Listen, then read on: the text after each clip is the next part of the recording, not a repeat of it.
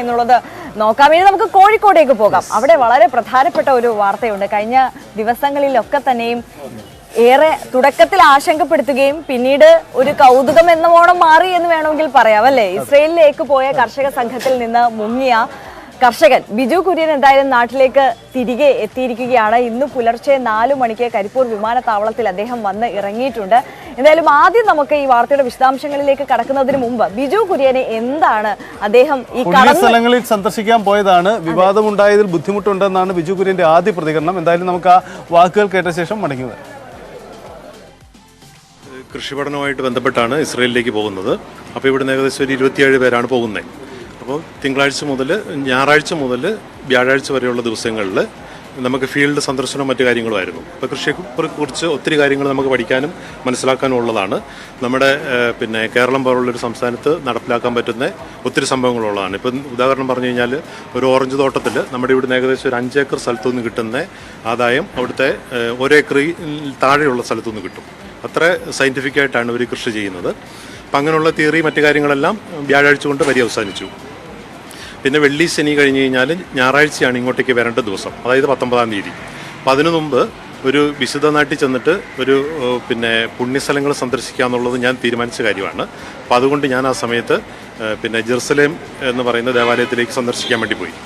അങ്ങനെ പോയതിന് ശേഷം അതിൻ്റെ തൊട്ട് പിറ്റേ ദിവസം ബെത്ലഹേമിലേക്കും പോയി. അപ്പം അങ്ങനെ ഉള്ള സമയത്ത് ശനിയാഴ്ച വൈകുന്നേരം തിരിച്ചു വരുന്ന ടൈമിൽ നമ്മൾ വാട്സപ്പ് മുഖാന്തരം മറ്റ് മാധ്യമങ്ങൾ മുഖാന്തരവും ഒത്തിരിയേറെ പ്രശ്നങ്ങൾ അനുഭവിക്കേണ്ടി വന്നു. അതായത് നമുക്ക് എന്നാ ചെയ്യേണ്ടതെന്നറിയാൻ മേലാത്തൊരവസ്ഥ വന്നു. അത്രയും മോശമായിട്ടുള്ള രീതിയിലാണ് ഓരോ കാര്യങ്ങൾ വന്നത്. അത് കഴിഞ്ഞിട്ട് എനിക്കത് വിഷമമായതുകൊണ്ട് മറ്റു കാര്യങ്ങളിലേക്ക് ശ്രദ്ധിക്കാനും എടുക്കാനും പറ്റിയില്ല. അതുകൊണ്ട് അന്ന് തന്നെ അവിടെ തന്നെ വീണ്ടും സ്റ്റേ ചെയ്യേണ്ട വന്നു. പിന്നെ ഞാൻ മറ്റൊരു ആളുടെ സഹായത്തോടുകൂടി എൻ്റെ വീട്ടിലേക്ക് വൈഫിനെ വിളിച്ച് പറഞ്ഞു, ഇന്നപോലെ ഞാൻ സുരക്ഷിതനാണ്, മറ്റു കാര്യങ്ങളിലൊന്നും കുഴപ്പമില്ല, ഞാൻ വീട്ടിലേക്ക് എത്തിക്കോളാം എന്നുള്ള രീതിയിൽ ഞാൻ വിളിച്ചു പറഞ്ഞു. അത് കഴിഞ്ഞ ശേഷം എൻ്റെ ബ്രദറുമായിട്ട് ഞാൻ കോൺടാക്ട് ചെയ്തു. ബ്രദറുമായിട്ട് കോൺടാക്ട് ചെയ്തിട്ട് തന്നെ പറഞ്ഞു, അങ്ങനത്തെ കാര്യങ്ങളിലൊന്നും നീ പേടിക്കേണ്ടതില്ല, അതിന് പേടിക്കേണ്ട ആവശ്യമുള്ള കാര്യമല്ല, എന്നാ സഹായം വേണ്ടെന്ന് വെച്ച് ഞാൻ ചെയ്തു തരാം. അപ്പം ബ്രദർ മറ്റാരുടെയോ സഹായത്തോടു കൂടി എനിക്ക് ടിക്കറ്റും മറ്റു കാര്യങ്ങളും എടുത്തു തന്നു.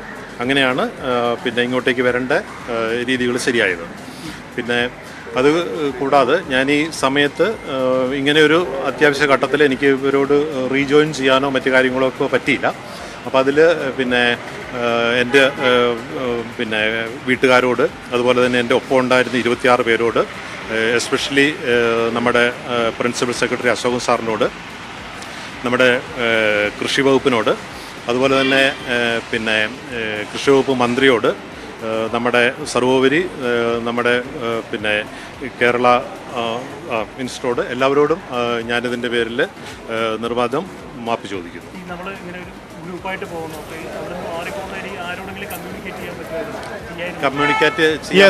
അതാണ് ബിജു കുര്യന് പറയാനുള്ളത്. എന്തായാലും അതിൽ വിവാദമുണ്ടാക്കരുത്, താൻ പുണ്യസ്ഥലങ്ങൾ കാണാൻ പോയത് എന്നതാണ് ബിജുവിന്റെ വിശദീകരണം അല്ലേ. അത്രയും നല്ലൊരു ഈ വിശുദ്ധമായ ഒരു സ്ഥലത്ത് ചെല്ലുമ്പോൾ പുണ്യസ്ഥലങ്ങൾ കാണാതെ എങ്ങനെ തിരികെ വരുമെന്ന് തോന്നിയത് കൊണ്ട് പോയതാണ് എന്നുള്ളതാണ് അദ്ദേഹത്തിന്റെ പക്ഷേ അതിനകത്ത് ആശയക്കുഴപ്പം എവിടേക്കോ സംഭവിച്ചിട്ടുണ്ട് എന്നത് മറ്റൊരു കാര്യം.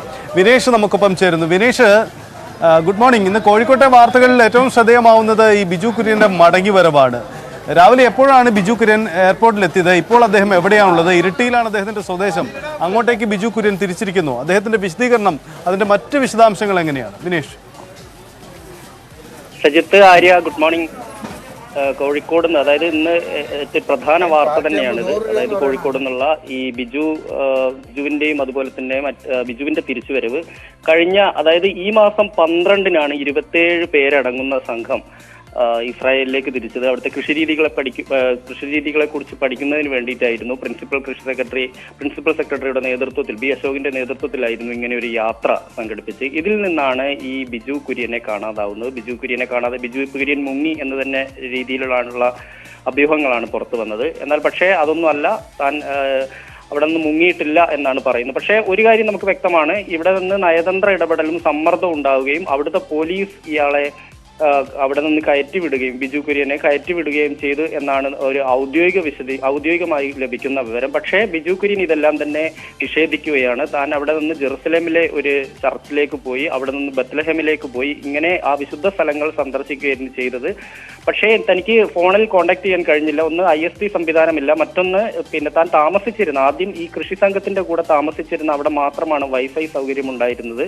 അതുകൊണ്ട് തന്നെ ആ രീതിയിലൊന്നും തനിക്ക് കോണ്ടാക്ട് ചെയ്യാൻ കഴിഞ്ഞിട്ടില്ല. വീട്ടുകാരെയോ മറ്റുള്ളവരെ കോണ്ടാക്ട് ചെയ്യാൻ കഴിഞ്ഞിട്ടില്ല. ജ്യേഷ്ഠനെ മാത്രമാണ് തന്റെ ഒരു അവസ്ഥ അറിയിക്കാൻ തനിക്ക് കഴിഞ്ഞു എന്നും പറയുന്നുണ്ട്. പക്ഷേ എന്നാലും പുള്ളി പറയുന്നതിൽ ഒരുപാട് പൊരുത്തക്കേടുകളുണ്ട്. കാരണം ഈ മടങ്ങാനിരിക്കുന്ന അന്നാണ് താൻ ഇവിടേക്ക് പോകുന്നതെന്ന് പറഞ്ഞു. പക്ഷേ തലേ ദിവസം തന്നെ ബിജു കുര്യനെ കാണാനില്ല എന്ന് പറഞ്ഞുകൊണ്ട് ഈ സംഘം, അതായത് ഈ സംഘത്തിന്റെ ഈ കൃഷി സംഘത്തിലുള്ളവർ പരാതി നൽകിയിരുന്നു. അതായത് യഥാസമയം തന്നെ കേരള സർക്കാരിന് ഉൾപ്പെടെ അറിയിച്ചിരുന്നു. എന്തായാലും നമുക്ക് മനസ്സിലാക്കുന്ന ഒരു കാര്യം, അതായത് ഇയാൾ മെയ് 8 വരെ ഈ വിസ കാലാവധി ഉണ്ട് ബിജു കുര്യന്. അതുകൊണ്ട് തന്നെ മറ്റെവിടെയോ ഒരു ജോലിക്കുള്ള ഒരു ശ്രമമോ മറ്റോ നടത്തുകയും ഇത് സർക്കാരിന്റെ ഇടപെടലും നയതന്ത്ര സമ്മർദ്ദവും കാരണം തിരികെ വരേണ്ടി വന്ന ഒരു അവസ്ഥയിലേക്കാണ് ബിജു കുര്യൻ എത്തിച്ചിരിക്കുന്നു എന്നാണ് നമുക്കറിയാൻ കഴിയുന്നത്. ഏതായാലും ബിജു കുര്യൻ ഇതെല്ലാം നിഷേധിക്കുകയാണ്. ഒരു കാരണവശാലും താൻ അങ്ങനെ ചെയ്തിട്ടില്ല. പക്ഷെ തന്റെ ഭാഗത്ത് ചില തെറ്റുകൾ ഉണ്ടായിട്ടുണ്ട്. പക്ഷെ അതിന് മാപ്പ് ചോദിക്കുന്നു എന്നുമാണ് അദ്ദേഹം പറയുന്നത്.